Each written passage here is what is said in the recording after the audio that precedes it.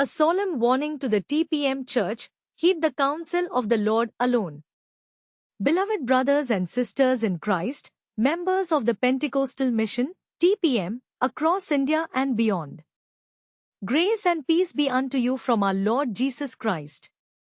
We write this letter not in human anger or judgment, but in the fear of the Lord, compelled by His word and recent events that demand our attention.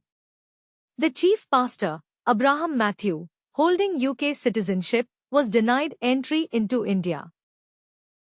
Some may attribute this to man's hand, immigration officials, or earthly powers. But let us discern through the lens of Scripture: no. Our Lord Jesus, the Lord of the universe, has done this. For He alone controls the hearts of kings and the gates of nations, Proverbs 21:1. Consider the sacred warning of Psalm 1:1 and 2. Blessed is the man who walks not in the counsel of the ungodly, nor stands in the path of sinners, nor sits in the seat of the scornful. But his delight is in the law of the Lord, and in His law he meditates day and night. Has not our leadership veered from this path? By forsaking the direct counsel of the Lord, His voice through prayer, fasting, and the Holy Spirit, they have followed the counsel of human administration, prioritizing earthly strategies over divine obedience. This led the entire TPM Church astray, as one shepherd influences the flock. The Lord Himself declares in Proverbs 3:5 and 6, "Trust in the Lord with all your heart, and lean not on your own understanding. In all your ways acknowledge Him, and He shall direct your paths."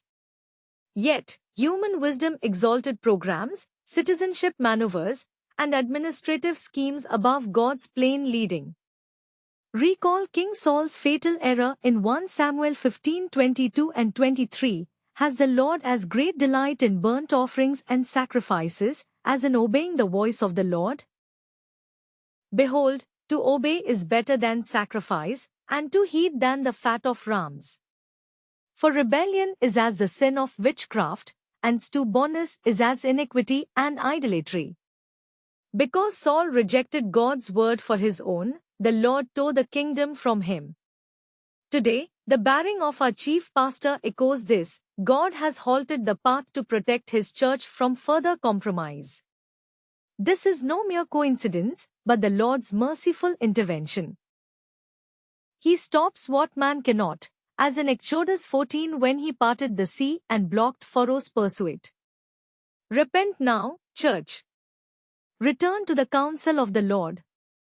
Forsake human counsel, dismantle reliance on worldly administration, seek God's face alone, Jeremiah 17:5-7. Restore spiritual leadership, let pastors and elders fast and pray for divine direction, not visas or politics, Acts 13:2 and 3. Unite in obedience. As a body, confess and realign, for, if my people who are called by my name will humble themselves, and pray and seek my face, and turn from their wicked ways, then I will hear from heaven. 2 Chronicles 7:14. The Lord of the universe invites you back. Heed this warning, lest greater judgments follow.